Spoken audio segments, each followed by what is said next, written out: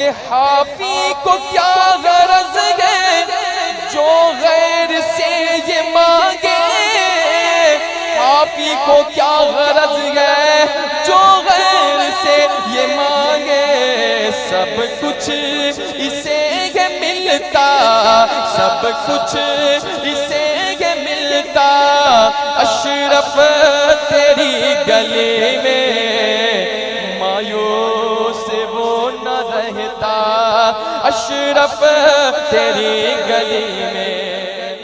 محترم ناظرین کرام اور سامعین کرام، السلام علیکم ورحمۃ اللہ وبرکاتہ۔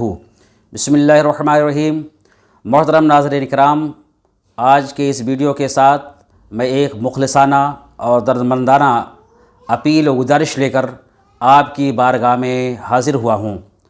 محترم ناظرین کرام، اللہ تعالیٰ کے فضل و کرم اور رسول اکرم صلی اللہ تعالیٰ علیہ وسلم کے فیض و کرم اور بزرگان دین کے فیضان سے ادے پور راجستھان کے محلہ سالوی کالونی خانجی پیر میں بنام دارالعلوم سرکار کلاں تقریباً 18 سالوں سے دین و سنت کی خدمت انجام دے رہا ہے، جس میں بہت سارے طلباء اکرام علم دین حاصل کرتے ہیں، لیکن 2 سال سے لاک ڈاؤن کی وجہ سے دارالعلوم کافی خسارہ میں ہے، لہٰذا اس ماہ مبارک یعنی اس رمضان المبارک شریف رمضان المبارک میں جس میں کہ نیکیوں کا اجر کئی گنا بڑھ جاتا ہے، میں آپ سے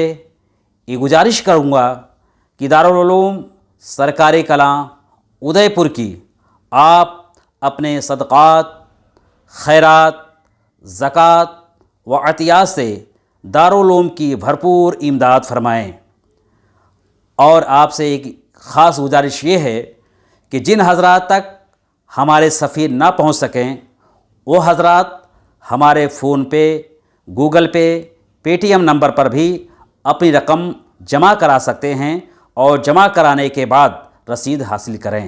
السلام علیکم ورحمۃ اللہ وبرکاتہ۔ طالب علم وضو کر رہا تھا اور ایک اعلیٰ افسر آیا اور وہ وضو کرنے لگا تو اس کے لباس پہ چھینٹے پڑ گئے تو اس نے تھپڑ مار دیا اس طالب علم کو۔ تو علامہ ہزاروی کو پتہ چلا تو کھڑے ہو گئے، کہنے لگے کہ اتنی دیر تک میں جمعہ نہیں پڑھاؤں گا جب تک یہ اس سے معذرت نہیں کرے گا۔ یہ جنت کی چڑیاں ہوتی ہیں، یہ جنت کے پرندے ہوتے ہیں، تو ان لوگوں کی خدمت سعادت مندی ہوتی ہے۔ تو جہاں جہاں مدارس علم ہیں، جہاں جہاں یہ آماج گاہیں ہیں، اور میں کہتا ہوں کہ اس دور موجود کے اندر تو غنیمت ہیں یہ آماج گاہیں علم کی۔ ابھی بات ہو رہی تھی، لوگ کہتے ہیں اگر بیٹا پڑھ گیا تو کیا مسجد سے وابستہ ہو کے رہ جائے گا؟ میں کہتا ہوں یہ ہمارے لیے فخر ہے کہ ہم صرف مسجد سے وابستہ ہو کے رہ جائیں، یہ ہمارے لیے اعزاز کی بات ہے، یہ ہمارے لیے تکریم کی بات ہے۔ آج اگر کوئی اعلیٰ تعلیم حاصل کر رہا ہے تو اس کے سامنے ہدف ہوتا ہے کہ میں یہ کروں گا تو اس درجے پہ فائز المرام ہوں گا، میں یہ کروں گا تو مجھے یہ نوکری ملے گی۔ لیکن ان طلباء کو پتہ ہوتا ہے، ان کے والدین کو پتہ ہوتا ہے کہ یہ تمام علوم و فنون سے فارغ ہونے کے بعد بھی جو ہے وہ کیا کریں گے اور ان کے ذرائع معاش کس قدر کمزور ہوں گے، لیکن اس کے باوجود وہ ماں باپ مبارکباد کے مستحق ہیں جو اپنی اولادوں کو دین پڑھاتے ہیں، اور وہ طلباء جو سب کچھ دیکھتے ہوئے اپنے استاد کی قسم پرسی ان کی نگاہوں کے سامنے ہوتی ہے، لیکن اس کے باوجود وہ یہ کام نہیں چھوڑتے، تو یہ خوش نصیب لوگوں کا وظیفہ ہوتا ہے۔ تو علم سربلندی ہے، علم عزت ہے، علم سرخروئی ہے۔ میرے اور آپ کے آقا و مولا نے فرمایا صبح اس حال میں کر، یا تو خود عالم ہو، یا علم سیکھنے والا ہو، یا علماء کے پاس بیٹھنے والا ہو، یا علماء سے محبت کرنے والا ہو۔ فرمایا 5واں نہ بننا ہلاک ہو جائے گا۔ اب میں اور آپ اس مجلس میں بیٹھ کے محاسبہ کر لیں ہم کہاں ہیں۔ خود عالم ہیں، مبارک ہو۔ عالم نہیں، علم سیکھ رہے ہیں، مبارک ہو۔ علماء کے پاس بیٹھنے کا شرف تمہیں نصیب ہے، تمہیں پھر بھی مبارک ہو۔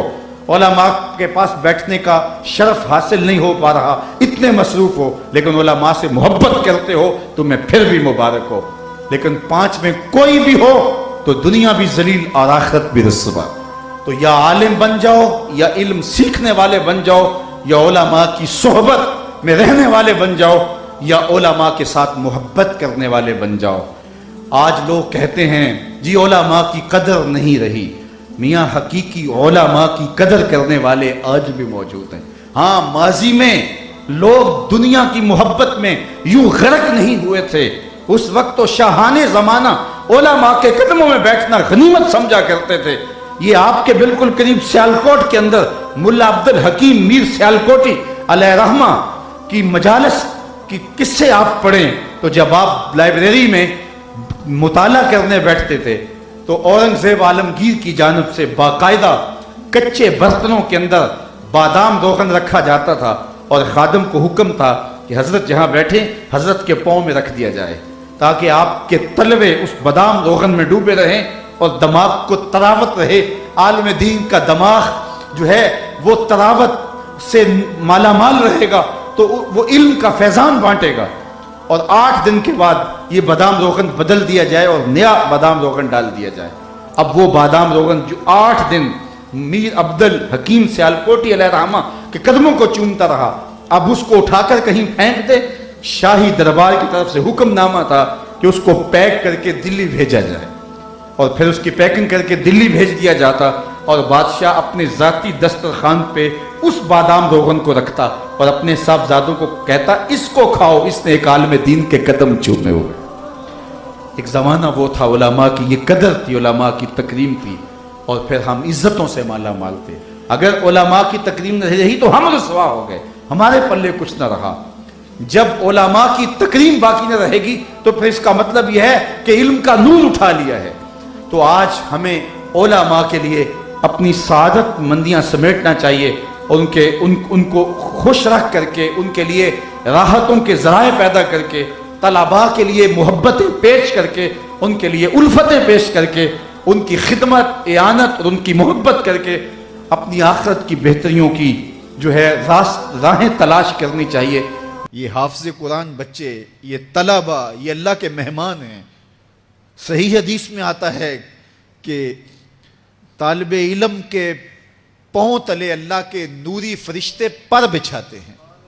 ہمارے استاد فرماتے تھے کہ ایک دارالعلوم تھا، وہاں طلباء پڑھتے تھے، تو یہ بچے ہوتے ہیں بالخصوص حفظ کی کلاس کے بچے، چھوٹی عمر کے ہوتے ہیں، اور اس عمر میں بچوں کی شرارتیں، بچوں کی اٹکیلیاں، یہ ان بچوں کے بچپنے کا حسن ہے۔ بعض لوگ ہمارے پاس آتے ہیں کہ یہ بچہ شرارتیں بہت کرتا ہے، دم کر دیجئے، تو میں کہتا ہوں یہ شرارتیں ہی تو ان کی عمر کا حسن ہے، جب بڑے ہو جائیں گے تو یہ سنجیدہ ہو جائیں گے۔ وہ ایک شاعر نے کہا تھا مجھے اچھا نہ لگا بچوں کا جوان ہونا، جب چھوٹے ہوتے ہیں تو ان کی شرارتیں ان کا حسن ہوتا ہے، تو وہ سکول میں پڑھتے ہوں، وہ جامعہ میں پڑھتے ہوں، یا وہ کسی فیکٹری میں وہ معصوم بچے کام کرتے ہوں، کسی ڈھابے پہ چائے بیچتے ہوں، تو ان کی طبیعت میں وہ شرارتیں ضرور ہوتی ہیں۔ یہ ایک بچوں کے بچپن کا حسن ہے۔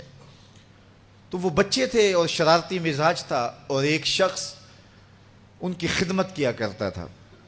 کبھی وہ گھی کا کنستر اپنی کمر پہ لاد کے لا رہا ہے، کبھی وہ آٹے کی بوری اپنی کمر کے اوپر لاد کے لا رہا ہے، اور بچوں کی خدمت میں لگا رہتا تھا۔ بچے تھے، کچی عمر تھی، شرارتی مزاج تھا، تو انہوں نے اس کا نام ڈال دیا حمار، گدھا۔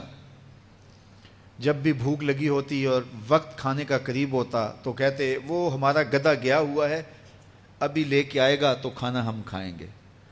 تو آپس میں انہوں نے اس شخص کا نام جو ان کا خدمت گزار تھا گدھا رکھ دیا۔ اسے پتا چلا کہ یہ مجھے گدھا کہتے ہیں، میں ان کی خدمت کروں، نوکری کروں، بلا معاوضہ میں ان کے لیے کمر پہ گھی کے کنستر اور آٹے کی بوریاں لاد لاد کے لاؤں، اور یہ مجھے گدھا کہتے ہیں۔ اس نے چھوڑ دیا اور گھر چلا گیا۔ رات پڑی، سویا، مقدر جاگے، کیا دیکھتا ہے؟